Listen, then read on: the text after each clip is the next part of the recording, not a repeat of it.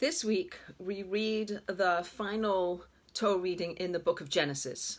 This week's Torah reading is called Vayechi, and it starts off telling us about Jacob's life. These are the years of Jacob.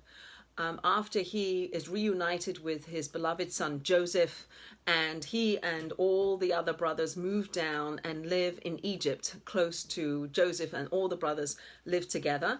And these last portion of Jacob's life are the years of peace, the years of tranquility, years of living the good life. And he's about to die. So this week's Torah portion says, these are the lives, this is the life of Jacob, and yet we read about his death. So every single year at this time, when we read this Torah portion, this Parsha, we talk about death and what death is. And it's something that I really feel is important to bring out and talk about. So that's what I'm going to talk about today. I'm going to talk about what happened when Yaakov died, and what it is that he wanted to tell his sons. He actually is the forefather who asked for there to be illness in the world preceding death, so that he would know he's about to expire and use the time to bless his children, to give over his final will and testament, so to speak. So this is the time where Yaakov is gathering his sons together to bless them. He gathers his grandsons and blesses them, the children of Yosef, the first two sons of Yosef. He blesses them also. This is grandparent blessing grandchildren.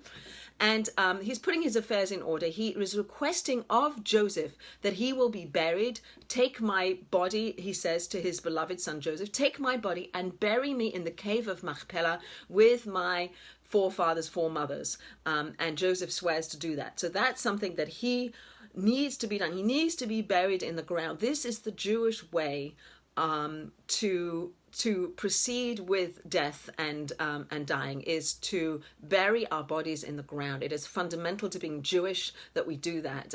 In America today, I believe 50% or more of American Jews are choosing cremation. And I wonder if we were to speak about what burial is and the importance of burial, maybe that would just give some more information into the equation when people make their decisions.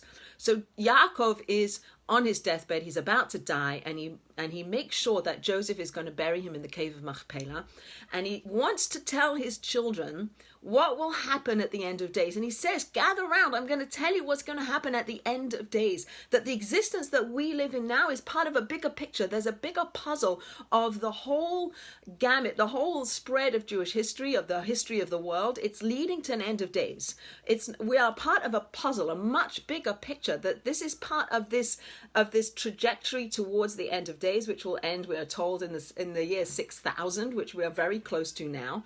And Jacob wants to tell his children when the end of days are coming, and his prophecy is taken away. He doesn't tell his children, but he does speak about these end of days. So I want to talk about what happens when we die, and I want to talk about this prophecy that was taken away from Yaakov of revealing to his sons, and therefore to the Jewish people, to all of us, what will happen at the end of days. So those are the two things I want to talk about.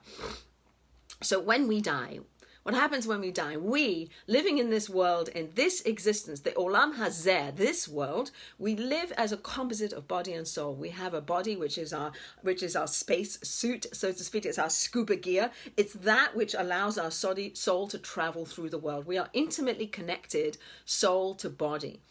Death, which is not the end, but is a uncoupling. Death is considered to be uncoupling of our body and our soul. So they separate out, although lower aspects of the soul do stay near the bones of the deceased, of our bones when we're buried. That the body is buried in the earth from where it came. We are known as Adam, man, Adama, from the ground. We come from the ground. Our body is organic. It goes back into the ground. That's where it needs to go.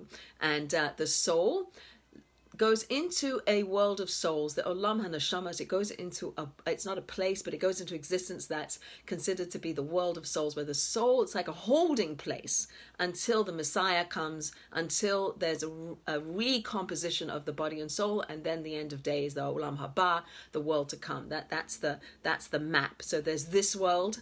There's the world of neshamas that our soul transitions into at death.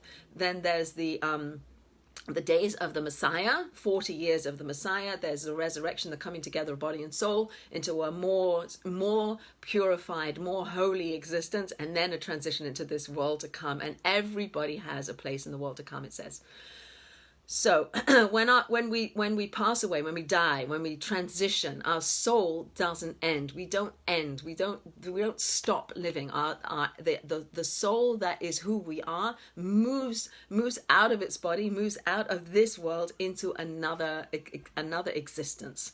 So it is wrong to say that death is the end. Death is the beginning. So I'm going to tell you a parable, a mashal, that speaks about birth. So there's two twins in utero, these two babies sitting in utero, and they're growing, they're developing, and one is a believer and one is a skeptic. And the skeptic says there's nothing more than this world that we're living in, this womb. They don't even know it's a womb, but this dark place with water all around, all our needs being met. There's nothing more than this. This is all there is. And the believing twin says, no, there's more. I had a vision, and I'm gonna one day, see these things that are all hunched up, these legs of ours, they're gonna straighten out, and we're gonna be able to walk, and these eyes that are closed, they're going to open, and we're going to be able to see the most beautiful things, and our mouths that have taste buds, we're going to taste the most fantastic things, and we're going to hear amazing sounds, and it's going to be a whole different existence than the one we have now. And the skeptical son says, no, it's rubbish, it's nothing like that. So we could relate to that in our world. We don't know what's coming next. We don't know that this existence isn't all that there is. And just like those two twins in utero, one gets born before the other, the womb opens up, the baby is born. Mazel tov, we're so happy there's a new baby, there's a new life in the world. What's happening is that there's a transition from that world in the womb into this world. And so too, there'll be a transition from this world into the next world. There'll be a birthing, so to speak. The word for grave, a kever, is also a rechem. It's also a womb. It's almost like the birthing into the next world happens when our bodies go into the grave, into the ground, and then our soul is free to ascend into the higher worlds. And that happens when we bury our bodies and we allow our souls to ascend. So just like another mashal, another parable, just like you put a seed, you could take a seed from an oak tree and you put that into the ground and it dissolves, it disintegrates into the ground. It's an amazing thing. And if you wait and you wait and you wait, then it starts to sprout and it starts to grow. And out of this little seed that was planted in the ground comes an amazing tree. Similarly, a little caterpillar goes into a pupa, or a cocoon, and it disintegrates. It's not anymore a caterpillar. It kind of like goes into a mushy, I don't really know much about it, but it doesn't look like a caterpillar if you were to cut that open, that cocoon. But then if you wait and you wait and you wait, what comes out is a butterfly. So these examples that exist in our world to show how something can go from one existence to another existence with time, with a disintegration of what was originally there, and then sprout again, and then come out as a butterfly, are ways in which we can understand what happens when we put our body in the ground. Our body is in the ground. It has to disintegrate like a seed does in the ground, and then it will sprout again. And we have in our tradition a roadmap for what will happen. And just as Jacob wanted to tell his sons, this is what's going to happen, this is when it's going to happen, this is when the Messiah is coming, this is when the resurrection of the dead will happen, this is when the Olam Haba will come about. He was prevented from giving us this information, but we know it's going to happen. So when Jacob, our forefather, dies and he makes his son swear and pledge to bury him in the cave of Machpelah with his ancestors, that is important. It's important for Jacob, and it's important for us. It's important for us as Jews to be buried. This is the Jewish way, to be buried in the ground and not cremated.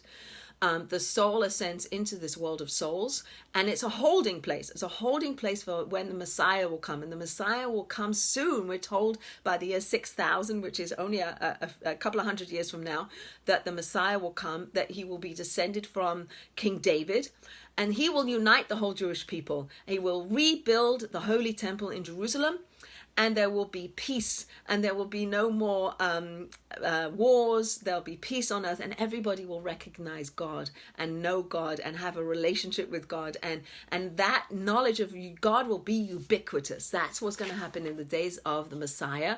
And then there will be the Techias HaMetim, there will be the resurrection, there will be a reconstitution of soul with the body that has become purified, that has become holy, and then we transition into the end of days, into Olam Haba, into the world to come, where we bask and we have a relationship with God that is radiant, that is holy, that is close, and it's dependent on this trajectory. So I don't have very much time, but I want to mention those things. I want to convey the importance of burial, just like Jacob, our forefather, was adamant that he should be buried, and he should be buried in the cave of Machpelah with his ancestors. And that he continues to live. It says Yaakov lived. He lived, even though we talk about all his dying and his procession to be buried and etc., etc. And Joseph also dies in this week's Torah portion. But as much as we die, we still live on, because our soul is still alive and our body will come back. So we transition to a new reality. Yes, we're not present physically in this world, but we enter into a new stage, the birthing into the next world that happens when we die, and that we're part of this big puzzle. We're part of a trajectory that's going to end with Olam Haba. There's going to be the Messiah. There's going to be a coming together of body and soul into realities that we can't quite fathom, but to know that they are in our tradition, that this is what God prophesied, tells us will happen. And Jacob wanted to tell his children when this would happen, but he was prevented from doing that. But what we do know is that this is something that's going to happen, and perhaps there's some comfort in that. And I wish everybody a very good week.